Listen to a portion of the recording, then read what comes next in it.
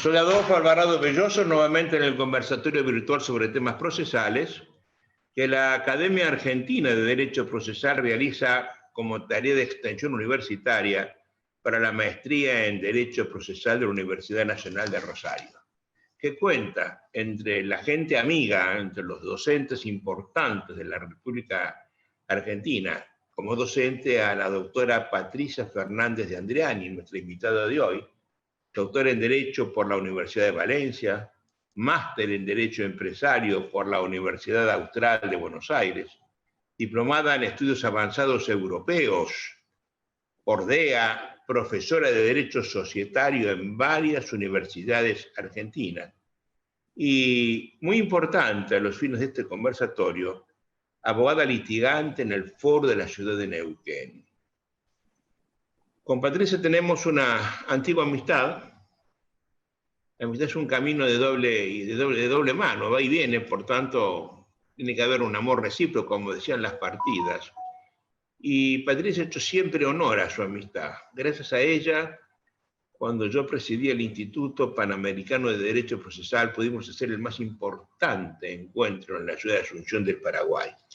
Ella fue la mecenas que toleró, que permitió, que posibilitó eso.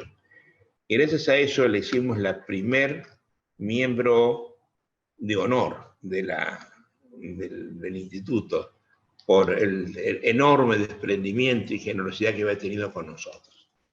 De ahí en más, nos vemos con frecuencia en Neuquén, en Asunción, en Buenos Aires, pocas veces en Rosario. Y yo disfruto mucho estos encuentros con ella y con su familia, que es una familia encantadora, con chicos chiquititos, que la tienen totalmente absorbida, y hoy la he sacado yo de esa absorción para que venga a hablar con nosotros de un tema de su conocimiento, de su especialidad, que es la intervención societaria. Cuando escribí con Lino Enrique Palacio el comentario en 10 tomos del Código Procesal de la Nación, no nos quedamos solamente en lo que procesalmente está en todas partes en América Latina, que es la intervención recaudadora.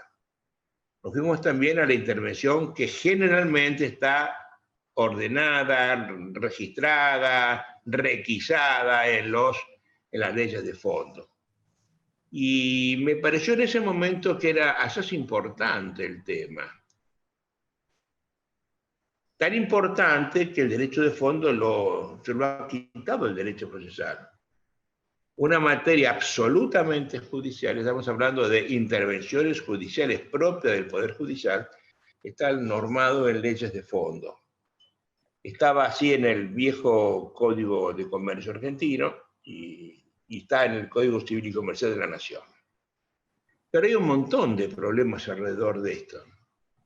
Y por eso me pareció interesante, ya que poco se estudia el tema, hablar con Patricia sobre él, porque tiene una importante obra escrita sobre ello. Y quiero que nos ilustre un poco, ¿no? Bienvenida, Patricia, a este conversatorio. Así se llama un lugar de conversaciones. Te recibo con todo afecto, con el afecto de siempre, con el agradecimiento de siempre. Y te pido que sos buena docente, que con tu mejor sentido profesoral y docente nos expliques el tema. Comenzando, ¿qué es una intervención? Bueno, entonces gracias, Adolfo, por este espacio, por permitirme compartir con ustedes. Y bueno, sí, vamos a hablar sobre intervención judicial. Intervención judicial que está regida en parte por el Código Procesal y por la ley sustancial en algunas de las otras intervenciones que vamos a tener la posibilidad de discriminar ahora de inmediato. ¿Qué es la intervención?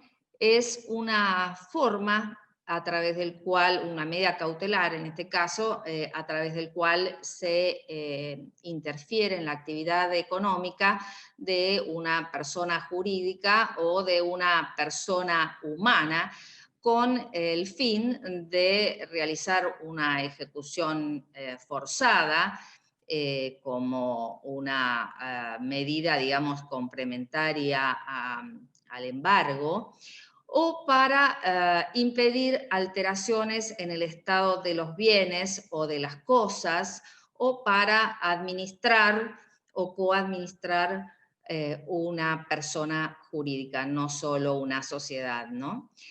Entonces, podemos encontrar, como les decía antes, dos tipos de intervenciones en los códigos procesales, que mucha doctrina sostiene que no son en verdad medidas cautelares, como el caso del interventor recaudador, en la medida que ésta se asimila más a una ejecución de sentencia que a una medida cautelar. También encontramos en el Código Procesal Nacional, ¿no? Y del cual también reproducen muchas provincias, el interventor informador. Estos dos han quedado residualmente regulados en el Código de Forma, mientras que con la reforma de la 22.434, el interventor administrador ha pasado a estar regulado por la Ley General de Sociedades, que se aplica, vale la pena decirlo, a todo tipo de organización, porque de hecho la ley de cooperativas, la ley de mutuales no establecen nada con respecto al interventor y se aplica de forma supletoria las normas de la Ley General de Sociedades al respecto. Bueno.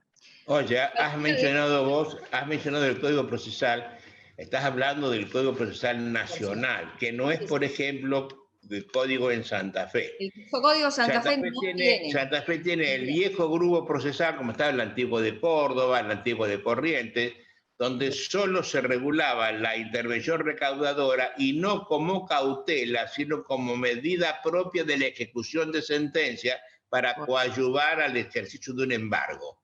Por tanto, todas las informaciones, la veedora, la informadora, etcétera, siempre en la ley de fondo para Santa Fe.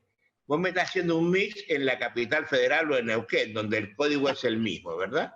Pero yo no tengo ese código. Por tanto, para mí, en Santa Fe o en otras provincias o en otros países, salvo la recaudadora, que es la típicamente procesal, porque se trata de una ejecución de sentencia, todas las demás, la veedora y la informadora inclusive, están en la ley de fondo.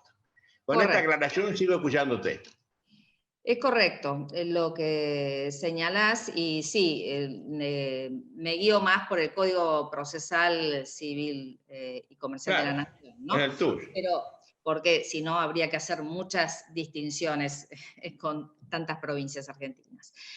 Pero bueno, comentaba que cuáles son las reglas comunes a todo tipo de intervención, ya sea las dispuestas en el Código Procesal, como también en la ley sustancial, que para dictarlas la ley establece una pauta de juzgamiento que es el criterio restrictivo. Este criterio restrictivo viene ya del Código Civil Berezano, antes de la reforma de las 17.711, del artículo 33, y se ha mantenido a través de las reformas, y lo que busca es la no inmixción del Estado en las personas jurídicas privadas, salvo que exista un peligro grave que amerite esa inmixción del Estado.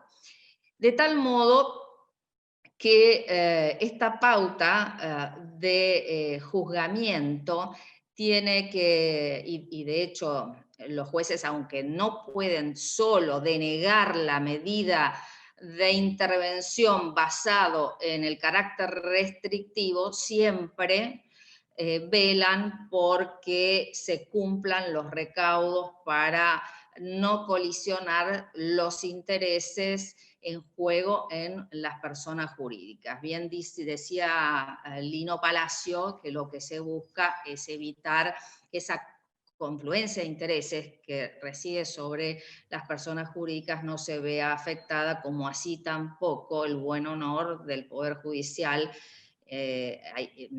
intrometiéndose, digamos, en las personas privadas, ¿no? Oye, Sí. como fórmula de conocimiento rápido, yo creo que judicialmente debe interpretarse así. Lo restrictivo hace que en caso de duda no. Exacto. Es una buena pauta, una buena pauta. Bien, ¿sobre quién debe recaer la intervención? Se presume que debe ser de una persona idónea o un profesional en la materia. En la generalidad, en los ámbitos donde yo me desenvuelvo, Neuquén, Mendoza, los interventores son sorteados de la lista de contadores o administradores especializados en administración de empresa o, en su caso, abogados. Pero acá en la Ciudad Autónoma de Buenos Aires, quien elige al interventor es el juez y le deposita, digamos, la confianza a alguien de su conocimiento, digamos. Es algo que debería modificarse, pero esta es una realidad aún hoy vigente. No Eso sé es muy cómo... antiguo, Patricia, y es bueno y es malo. Sí. Es bueno porque el juez le da, no a quien sale sorteado, que puede ser nadie, sino a quien a él le tiene confianza, ¿no? Que sabe que va a responder a las instrucciones precisas que él le dé. Pero es malo porque en la historia de Buenos Aires se ha mostrado que ha habido muchas componendas con Por esto. supuesto, Y pero se ha elegido como interventora persona amigos cuando el honorario puede ser muy jugoso. Hay mucho antecedente de esto. por Por tanto, supuesto. es muy difícil guardar un equilibrio acá, ¿no? Es muy difícil, o va por un camino o se va por el otro. Yo tiendo a que prefiero que sea sorteado de especialistas o de contadores públicos, a que pueda existir algún tipo de connivencia entre el juzgador y el sujeto elegido, ¿no? Pero para eso, Patricia, habría que mostrar una idoneidad particular al momento de inscribirse en la lista respectiva. Porque ahora cualquier persona se inscribe y las inscriben. Totalmente. No Totalmente. importa que sea deshonesto, honesto, hombre o mujer. Sí, eso sería muy difícil de evaluar, si es honesto, pero sí que sea idóneo, que tenga conocimiento en administración de empresa. Me imagino que Claro. no sé cómo será en Santa Fe al respecto, pero... Bueno, acá también, acá el Colegio de Contadores maneja un bolillero inmenso de cristal, para que se vean todas las bolsas adentro, ¿no? Ahora, en el caso Hay ese... siempre tenedores de libros que no son de verdad. Cualquier contador no sirve para entrar a una empresa. Pero por supuesto que Por no. ser tenedor de libros no puedo administrar una empresa. Puede hacer un balance, pero no administrar o coadministrar, ¿no? Me parece a mí. Por supuesto que no. Pero sí se requiere una condición especial y quizás dentro del listado de administradores de empresas sería, no sé cómo te decía, pasó en el caso Vicentín, si fue el juez el que designó a una persona de su confianza. No, acá se sortea, ¿eh? Acá se O... sortea. Sí. Menudo regalo le llegó a ese señor, ¿eh? Sí, sí, sí, por Habrán cierto. hecho 120 novenas a la Virgen del Carmen, los contadores del lugar, para ver si la bolillita le caía ahí adentro. Sí, me imagino que sí. Los honorarios ahí en juego, que no Pero son... no me negarás que no cualquier persona puede administrar semejante tamaño y enjundia de No, empresa. no, en general se ponen varias personas en esos casos, cuando realmente la empresa o la persona jurídica tiene esa envergadura, ¿no? Bueno, aparte de estas reglas comunes, el interventor tiene que hacer un informe periódico de acuerdo a lo que la resolución del juez Estamos hablando de la intervención establezca. veedora o Y informadora, de ¿no? todas. Estos son reglas comunes a a todas las intervenciones. Bien. Las del Código Procesal de la Nación, como también de la ley sustancial.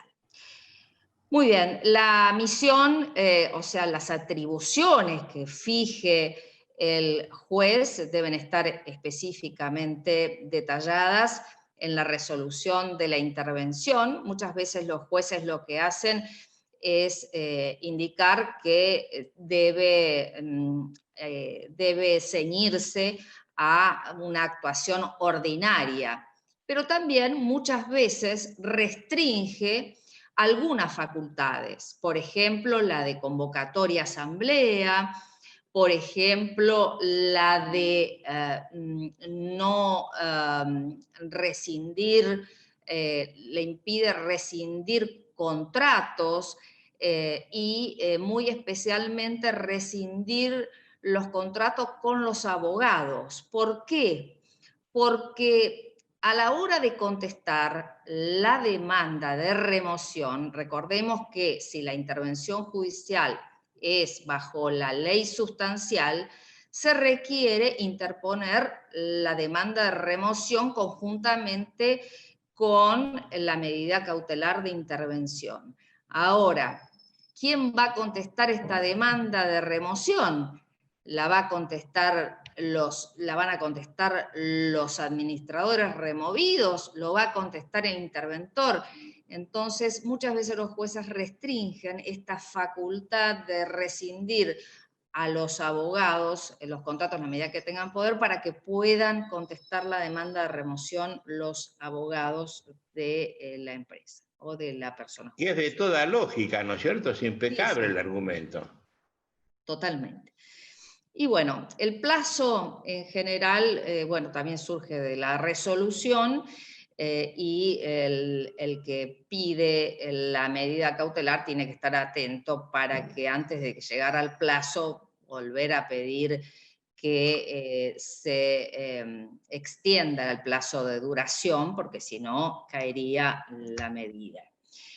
En cuanto a la contracautela, que también es un requisito, un recaudo común a todo tipo de intervención, va a depender del tipo de intervención de la que estemos hablando. Por supuesto que el interventor recaudador no se le va a exigir ningún tipo de contracautela. Ahora, al interventor con desplazamiento se le va a solicitar una contracautela suficiente para poder...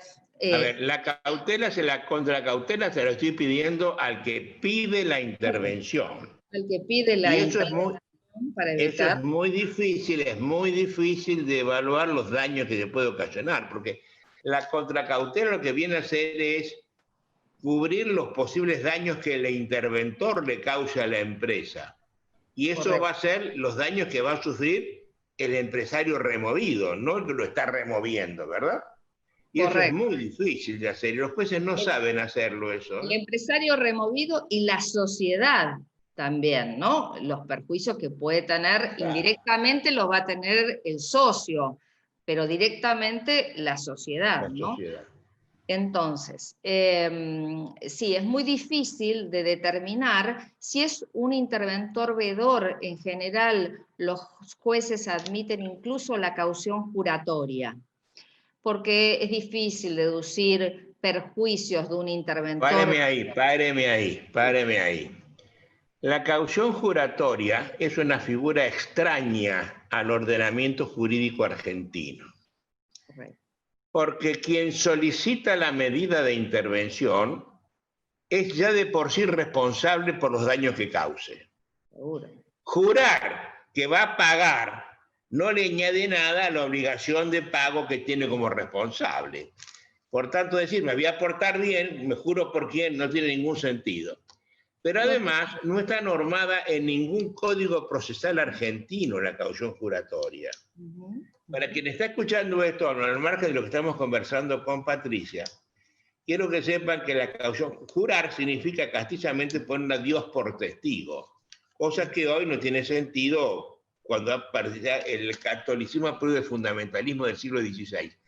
Pero atención, desde que yo recuerdo, la caución juratoria se le exige judicialmente a los ladrones de gallina. A quien roba una gallina para comer, ¿qué caución le puedo pedir para su libertad que un juramento? Ese no va a venir nunca, jure o no jure, ¿verdad? Pero pedirle a un señor, meter un veedor, un informador, que puede hacer muchas cosas, solamente mirando, puede descubrir cosas y con los cuales dañar, solo con la promesa de portarse bien del que está pidiendo la medida, me parece que es un exceso, ¿no? Eso habría que repensarlo, mi querida Patricia, desde la ley de fondo. Es lo que veo en la práctica. Sin embargo, bueno, hay otros jueces que sí piden para el interventor vedor una mínima garantía de una suma depositada que podrá, en su caso, suplirse con algún seguro de caución, pero en general para las intervenciones de sociedades cerradas, intervenciones de carácter devedor de sociedades cerradas, las sumas que se Son deben mínimas. son mínimas, o sea que caución juratoria o decirte 50.000 o 100.000 pesos es más o menos lo mismo, con lo cual no afecta, digamos, porque es mínimo. También es mínimo el eventual perjuicio que se le puede originar a la sociedad. ¿Pueden devenir perjuicios? Sí, seguramente, por ejemplo, en el deber secreto, que puede verse afectado. Pero lo cierto es que en general no devienen perjuicios de un interventor Yo vedor. nunca he visto a Patricia, nunca, en 50 años he visto ejecutar una contracautela por daños causados al cautelado por el cautelante. Nunca lo vi. Yo tampoco. Con es mínimo. Lo que me está diciendo es mínimo, es verdad, es objetivamente cierto. Ahora sí, para la intervención en el grado de desplazamiento sí se exige, y en general, Estamos hablando de la administradora. sí, de la administradora con desplazamiento, en general el peticionante da en garantía la participación accionaria, pero para accionaria o de las cuotas sociales, ¿no? Pero para ello tiene que acompañar conjuntamente con el pedido, tiene que acompañar un estado patrimonial para ver de cuánto se trata, a cuánto asciende el patrimonio neto de la sociedad o de la persona jurídica, para medir cuánto vale la participación accionaria o de las cuotas sociales y si justifica, digamos, para resguardar, digamos, los eventuales daños y perjuicios que pudieran derivarse, ¿no? Bueno, esto es, en resumen, las reglas comunes a todo tipo de intervención. Ahora sí, me parece central abordar las reglas o los recaudos que se deben acompañar a la hora de pedir una intervención judicial societaria en el marco de la ley sustancial, que lo prevé la Ley General de Sociedades en los artículos 113 y siguientes. Bueno, para pedir la intervención, lo primero que se tiene que hacer es demandar por remoción. Siempre es necesario, si solicitamos una medida cautelar de este tipo, que sea concomitante, o sea, la interposición de la demanda de remoción. Alguna doctrina sostiene que es un recaudo que debería obviarse, porque si uno tiene un plazo de caducidad para plantear la acción de fondo desde las normas procesales, no se verían, no tiene sentido la obligación de demandar al mismo tiempo que de interponer la medida cautelar, si se puede hacer después. Pero bueno, lo cierto es que la ley así lo dispone. Tiene que Siempre fue acreditar. así, Patricia. Sí, ¿En la ley anterior también? sí, siempre fue así, siempre. O sea, la 19.550 y antes el Código de Comercio, no lo recuerdo, pero desde 1972 que es así. La condición de socio se tiene que acreditar o de asociado a una cooperativa o de asociado a una mutual o de fundador de una fundación para lograr deducir la medida cautelar. Esto es una condición que la ley requiere y no admite que un tercero pueda demandar la remoción ni deducir la intervención judicial de una persona jurídica si no es parte de ella. ¿Querés decirme algo? Repetí esto que es muy importante. Sí, Repetímelo, por favor. sí. El legitimado es el socio. El legitimado es el socio de una sociedad, cualquiera sea la Cualunque. sociedad comercial, Y no un tercero. no un tercero.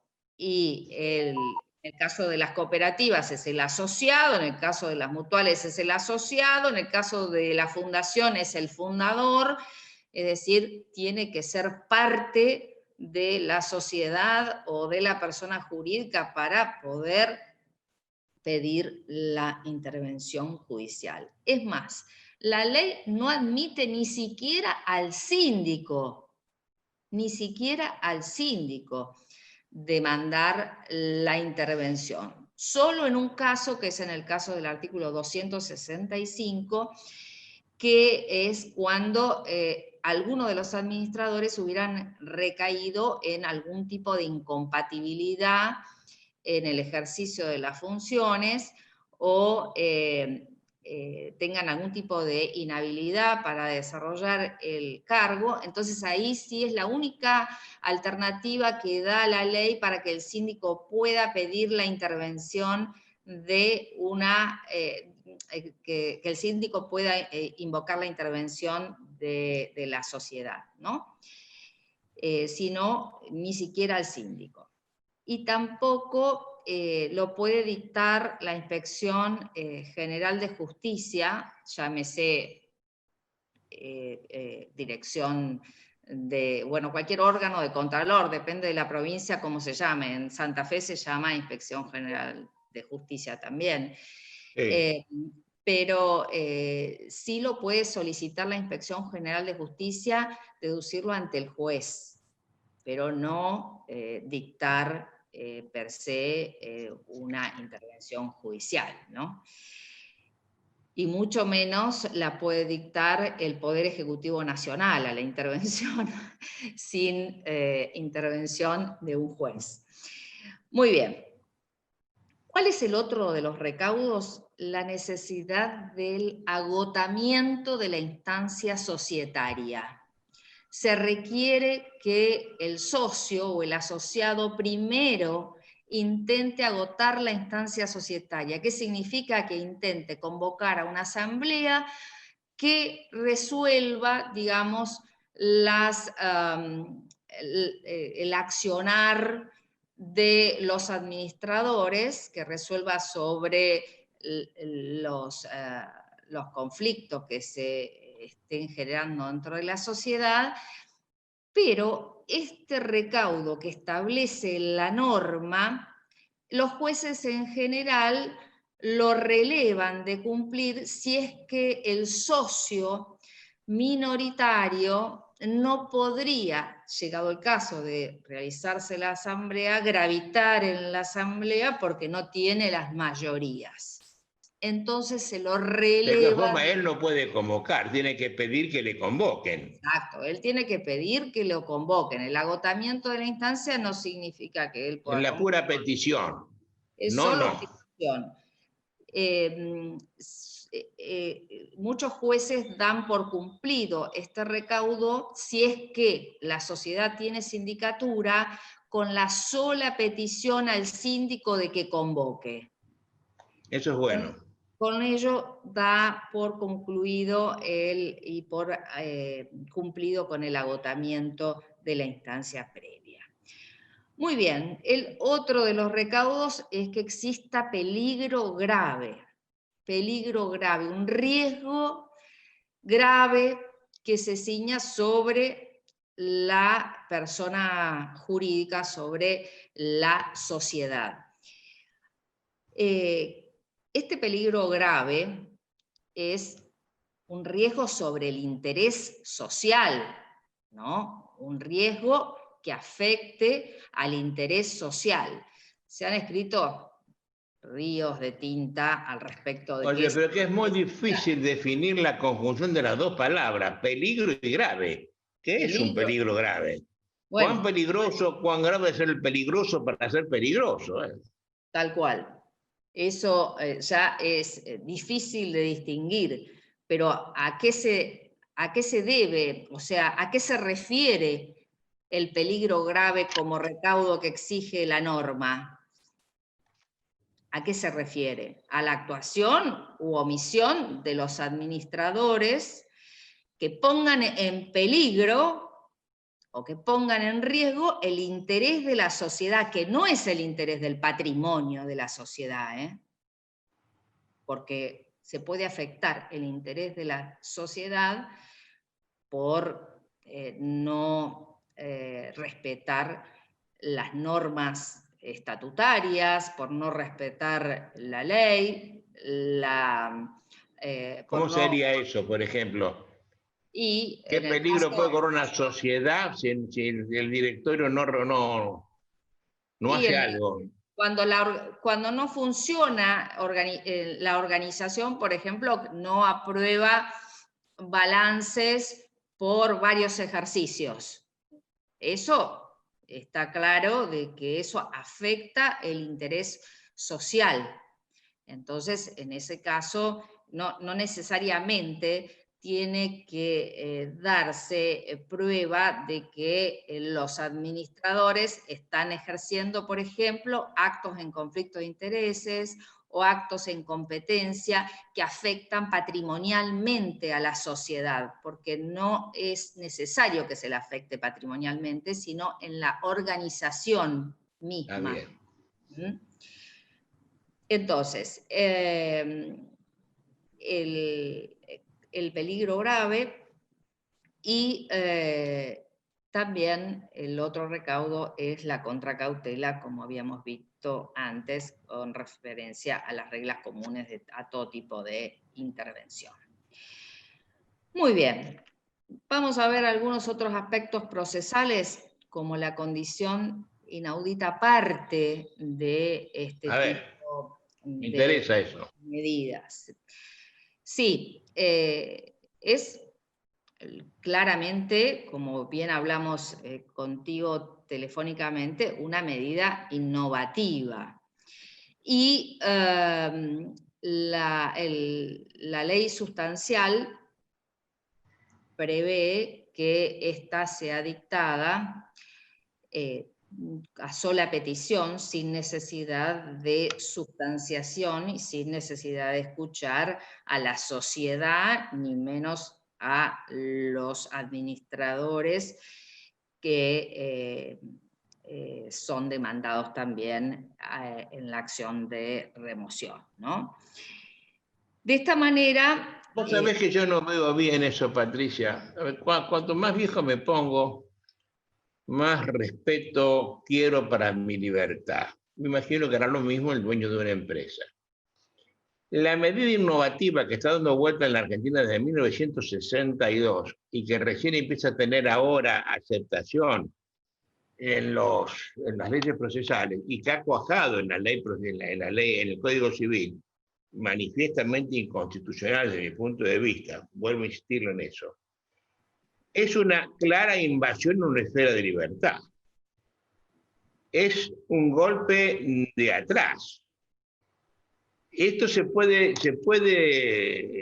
sostener, se puede respetar si hay un estricto carácter restrictivo. Y los jueces actúan restrictivísimamente, pero si los jueces son con cauciones curatorias y son dadivosos en esto, que de golpe te meten un interventor en una sociedad sin haberme escuchado previamente, teniendo luego revocatorias de 3 días, cuando vos tuviste todo el tiempo del mundo para meterme una sociedad en la Shell, en la YPF, te hablo de una cosa importante, no en el almacén de la esquina. Darle ese carácter a mí no me parece que sea constitucionalmente correcto. Es lo que ha pasado con las llamadas autosatisfactivas, que en definitiva son medidas innovativas, que los que la inventaron, que son todos jueces en actividad o retirados, quiero que sepas que ahora han aceptado que previamente haya una mínima, pero sustanciación al fin. No hablo de 10 días, 15 días, un año. Dame 3 horas, pero oíme antes. No podés quitarme mi día en la corte antes de quitarme la vida, no después. Totalmente de acuerdo. Es reflexión de viejo, ¿eh? No me gusta eso, porque además se presta al golpe al golpe de furca, al golpe por la espalda, a la puñalada por la espalda, a la traición. Y vos los otros días me decías, estas cosas, ¿eh? Vos los otros días me decías, empodera a una de las partes. Para los que nos dedicamos a esto, al conflicto en sociedades, es cierto, empodera a una de las partes en general. Y si estás del lado que empoderado, te felicito. Claro, si obvio. Empoderado. Empodera a una de las partes que son, en general, los accionistas o los socios minoritarios, ¿no? Que lo lleva a un peldaño para pelear, digamos, por sus derechos en una situación un poco más cómoda, ¿no?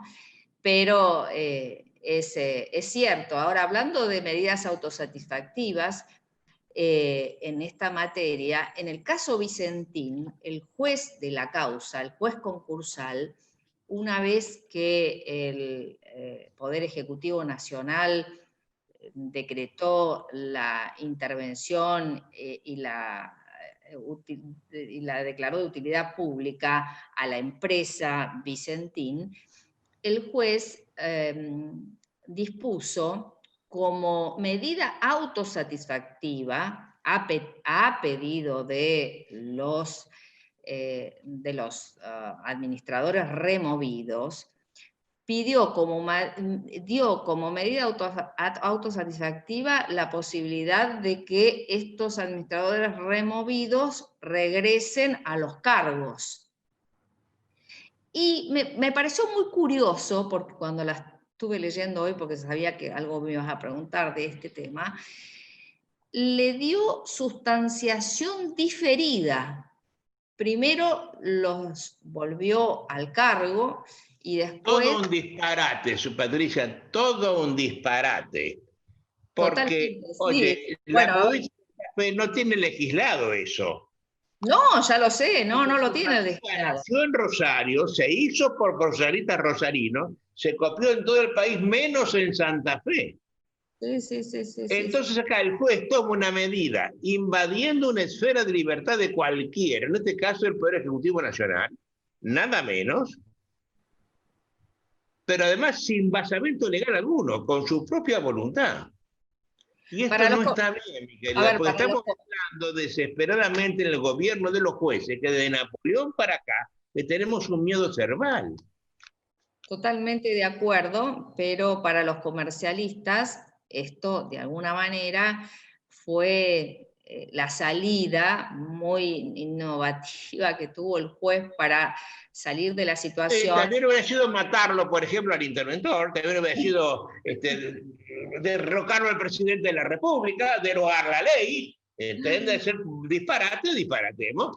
El juez deroga la ley de intervención, mira que simple hubiera sido todo.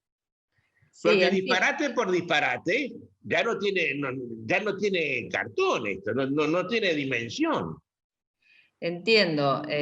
También las facultades de intervenir una sociedad que tiene el presidente no surgen, de las cuales invocó el presidente, no tiene ningún tipo de sustento legal, ¿no? Otro disparate.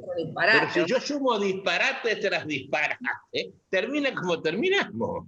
Yo creo que, a ver, los peticionantes, los administradores removidos fueron los que condujeron al juez a hacer este tipo, digamos, tan especial de medida, porque ellos pidieron la declaración de inconstitucionalidad del decreto 522 en el ámbito de la justicia comercial ante el juez del concurso. Y dentro de ese pedido de declaración de inconstitucionalidad subsumieron la medida cautelar de intervención de la sociedad y que los vuelvan a renombrar en el cargo en el que estaban, ¿no? Entonces el juez se tuvo que apartar de la causa porque el tema de la declaración de inconstitucionalidad no era de su competencia, aunque Argentina tiene un control difuso, pero era claro que no era un tema de su competencia la declaración de ¿Por qué inconstitucionalidad. no? A mí me parece porque es del fuero contencioso administrativo, la declaración de inconstitucionalidad A de... mí me están aplicando una norma. Yo puedo poner la excepción de inconstitucionalidad. Si me están aplicando a mí una norma, yo contra esa norma me excepciono. ¿Ante quién? Ante el juez que está interviniendo en la causa que generó la norma. Pero la excepción, pero en este caso... Yo puedo ir por vía de excepciones, sí, siempre fue así. Y voy ante el juez que está interviniendo en la causa. Oiga, me han decretado, usted está interviniendo en este concurso por una norma que es inconstitucional. Dígame lo que es así y apártese. Pero el juez estaba entendiendo en el concurso preventivo. Y de eso se trata, porque yo estoy en concurso por una norma nacional. Sí, yo bueno, me estoy excepcionando de mi propio, en mi propio derecho. ¿Qué querés que yo me vaya a dónde? ¿A qué juez? ¿Cómo hago que no te pare el concurso preventivo? Al juez contencioso administrativo. ¿Y el juez de lo contencioso va a ir a dónde? El juez contencioso. Ante nacional, digo el juez nacional, que lo va a parar al juez provincial. No, pero no tiene por qué pararlo. Lo que tenía que parar era el decreto de intervención por parte del Poder Ejecutivo, y eso me parece a mí que es de materia contencioso-administrativa. Tenía que parar el decreto del presidente. Está bien, eso no está bien. Con lo cual... Es la belleza del derecho, mi querida, es la belleza del derecho, ¿no? Claro, con lo cual... le dijo que no y se declaró incompetente en la materia, pero decretó esta autosatisfactiva. Con lo cual le dio la razón. Bueno. No creo que le haya dado la razón, porque... Es una gambeta, porque le pararon la expropiación, le pararon la no administración. Cuando lo echan como administrador y lo reponemos como administrador, le hicimos el favor. Lo repusieron a los administradores antiguos y lo sacaron a los administradores del presidente, ¿no? Sin decir que era inconstitucional. Claro, bueno, sí, esa es otra cosa. Eso... Le hizo una gambeta. Bueno, sí, Maradona. Pues. Pero bueno, volvamos al eje, volvamos a donde... No, pues es interesantísimo esto, me encanta el sesgo que le estás dando a la charla. No. Pero vamos que nos va el tiempo, sí, por favor. Sí. Nos quedan 10 minutos de tiempo. Bien. Entonces, con esta medida innovativa, inaudita aparte, de alguna manera se tutela un derecho incierto, ¿no? Y esto es lo cuestionable del caso. Pero muy pocos jueces sustancian, como no lo exige la norma tampoco, sustancian el pedido de intervención. Y bueno, se dicta inaudita aparte con el alcance de la mutabilidad que tiene y la provisoriedad, ¿no?, que tiene el caso. Bueno, te hago una última pregunta que me importa mucho. ¿Se puede intervenir en el órgano de fiscalización? Bueno, ese es el tema, el órgano lo que medio como que habíamos hablado algo antes, el órgano de gobierno ni de fiscalización, la ley establece nada al respecto. Hay una laguna legal en relación a ello. Sin embargo, sí, el 242 de la Ley General de Sociedades prevé que el juez puede designar un interventor para que presida la asamblea, una asamblea judicial. Entonces, allí sí se nombra un interventor a esos efectos. Y con respecto al órgano de fiscalización, es decir, la sindicatura, no hay una norma expresa en la materia, pero sí en la jurisprudencia se ha permitido que cuando los síndicos no realicen debidamente su labor de contralor legal de la actuación del órgano de administración, se permite la intervención de la sindicatura. No son muchos los casos, son muy pocos. Son muy pocos. Oye, querida, una última pregunta. El que está intervenido, ¿puede impugnar con qué efecto? Claro, el que está intervenido puede hacer varias cosas, entre ellos apelar, y en la apelación, como tiene efecto diferido, con lo cual va a mantenerse digamos, la resolución vigente de intervención hasta que se agoten todas las instancias apelatorias, con lo cual esto sí es bastante, digamos, fuerte a la hora, y por eso se debe el carácter restrictivo. Y a decir verdad, vale la pena decirte, a razón de las palabras que dijiste antes, es muy difícil lograr una intervención societaria.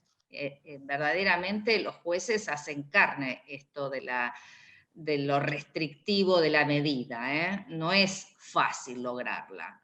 Y tiene uno que acompañar suficiente documentación que acredite la verosimilitud del derecho, porque no es nada fácil.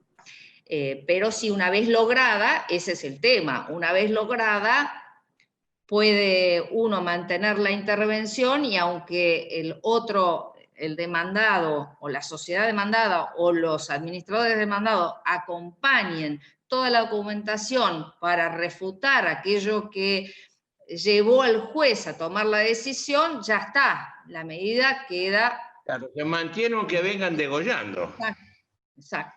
Oye, te cuento que esto es, y con esto vamos a terminar, es una perversión procesal inventada en el Código Procesal de la Nación.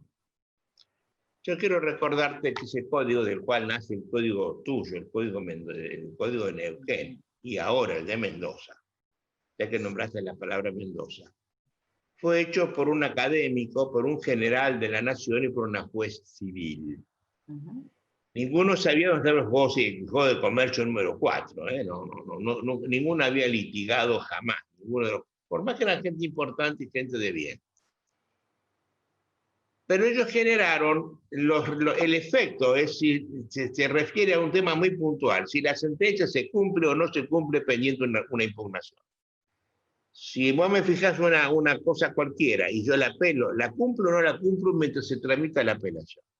Entonces el efecto realmente es suspensivo o no suspensivo, más allá de que el no suspensivo se llame devolutivo.